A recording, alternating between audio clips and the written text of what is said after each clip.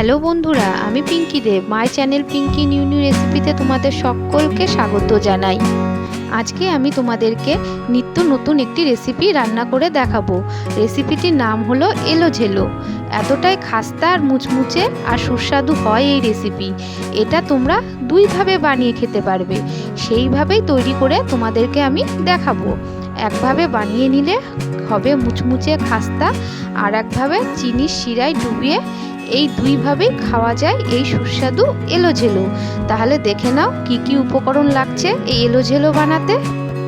এখানে আমি নিয়ে নিয়েছি 2 কাপ মতো ময়দা, আর নিয়ে নিয়েছি 1 কাপ মতো চিনি, আর নিয়ে নিয়েছি হাফ চামচেরও কম বেকিং সোডা, আর হাফ চামচ মতো লবণ, আর নিয়ে নিয়েছি ভাজবার জন্য বনস্পতি। প্রথমে আমি ময়দাটা মেখে নেব, ওই জন্য বাটির মধ্যে ময়দা দিয়ে দেব। এবার এর মধ্যে ময়াম দিয়ে দেব, তার জন্য দিয়ে দেব 2 চামচ মতো বনস্পতি। এবার এর মধ্যে দিয়ে দেব আমি হাফ চামচ মতো লবণ। লবণটা তোমরা স্বাদ অনুযায়ী দিয়ে দেবে। এবার এর মধ্যে দিয়ে দেব আমি 1 চামচ মতো চিনি। তোমরা যেরকম মিষ্টি খাবে সেই অনুযায়ী চিনি দিয়ে দেবে। তারপরে জল দিয়ে আমি ময়দাটাকে ভালো করে মেখে নেব। আমি ময়দা ময়াম দেওয়ার সময় বেকিং সোডা দিতে ভুলে গিয়েছিলাম, তাই বেকিং সোডা আমি এই সময় দিয়ে দেব। তোমরা যখন ময়দাটা মাখার আগে ময়ান দিবে তখন হাফ চামচ মতো বেকিং সোডা দিয়ে ভালোভাবে মেখে নেবে। দেখো আমার ময়দাটা মাখা হয়ে গিয়েছে। আমি ময়দাটাকে গোল গোল করে লেচির আকারে করে নিয়েছি। এবার আমি এর মধ্যে থেকে একটা লেচি নিয়ে লম্বালম্বিভাবে বেলে নেব। আমি খুব একটা বড় করব না, সামান্য একটু বড় করে আমি বেলে নেব। তারপরে ছুরির সাহায্যে আমি মাঝে একটা একটা করে দাগ করে কেটে নেব। তারপরে যে কোনো একদিকটা ধরে আমি আস্তে আস্তে করে রোল আকারে জড়িয়ে নেব। দেখো আমি জড়িয়ে নিচ্ছি। এইভাবে তোমরা লুচিটাকে বেলে নিয়ে মাঝখানে ছুরি দিয়ে কেটে এইভাবে আস্তে আস্তে করে রোল আকারে জড়িয়ে নেবে, তাহলেই তৈরি হয়ে যাবে এলোঝেলো। দেখো আমি এইভাবে তৈরি করে নিয়েছি। তোমাদের আর একটা এলোঝেলো তৈরি করে দেখাচ্ছি। দেখো সেম প্রসেসে আমি লেচিটাকে বেলে নিয়েছি, তারপরে মাঝখানে ছুরি দিয়ে কেটে নিয়েছি, তারপরে আস্তে আস্তে করে দেখো রোল আকারে জড়িয়ে নিচ্ছি। এইভাবে তোমরা ঘরোয়া পদ্ধতিতে খুব সহজেই ময়দাটাকে মেখে নিয়ে ময়াম দিয়ে লেচির আকারে গড়ে নিয়ে হালকা একটু লম্বাভাবে বেলে ছুরির সাহায্যে কেটে নিয়ে এইভাবে তোমরা তৈরি করে নিতে পারবে এলোঝেলো।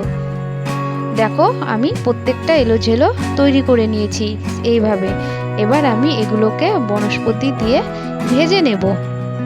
এবার আমি গ্যাসে কড়াই বসিয়ে দিয়ে বনস্পতি দিয়ে দিয়েছি।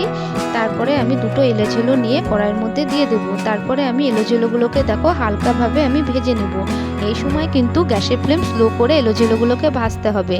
যদি গ্যাসের ফ্লেম হাই দিয়ে এলোঝেলো ভাজো তাহলে পুড়ে যাবে আর ভেতরটা কাঁচা থেকে যাবে। এই জন্য গ্যাসের ফ্লেমকে স্লো করে এলোঝেলোকে ভেজে নিতে হবে। দেখো আমি দুই দিকে লালচে করে এলোঝেলোকে ভেজে নিয়ে প্লেটের মধ্যে তুলে নিলাম। সেম প্রসেসে আমি আরও দুটো এলোঝেলো বনস্পতির মধ্যে দিয়ে আমি দুই দিকে ভালো করে লালচে করে ভেজে নেব। দেখো আমার ভাজা হয়ে গিয়েছে, আমি প্লেটের মধ্যে তুলে নেব। এইভাবে আমি বাদবাকি এলোঝেলোগুলোকে ভেজে নেব।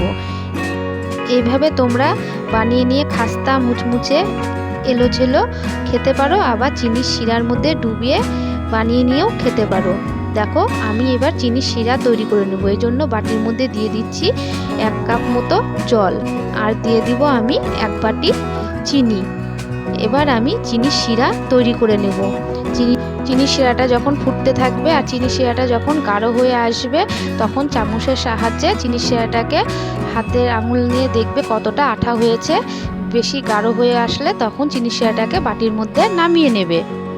চিনির শিরাটাকে নামিয়ে নিয়ে উষ্ণ উষ্ণ যখন গরম থাকবে তখন একটা এলোঝেলো এই শিরার মধ্যে দিয়ে চামচ দিয়ে বারবার করে উল্টে পাল্টে নেড়ে চেড়ে নিয়ে আমি এই এলোঝেলোগুলোকে প্লেটের মধ্যে তুলে নেব।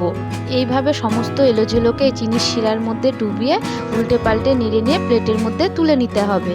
দেখো আমি আর একটা এলোঝেলো এই চিনির শিরার মধ্যে দিয়েছি। তারপরে আমি চামচ দিয়ে ভালোভাবে এই রসের সাথে মিশিয়ে নিয়ে আমি প্লেটের মধ্যে তুলে নিচ্ছি। এইভাবে প্রত্যেকটা এলোঝেলো চিনির শিরার মধ্যে ডুবিয়ে ডুবিয়ে ভালোভাবে গায়ে মাখিয়ে নিয়ে প্লেটের মধ্যে তুলে নিয়েছি। এইভাবে প্রথমে ময়দা ময়ান দিয়ে মেখে নিয়ে ছোট ছোট লেচি করে নিতে হবে। লেচিগুলোকে সামান্য লম্বা করে বেলে নিয়ে মাঝখানে ছুরি দিয়ে কেটে নিতে হবে। তারপরে বনস্পতিতে ভেজে নিয়ে তৈরি হয়ে যাবে খাস্তা মুচমুচে এলোঝেলো।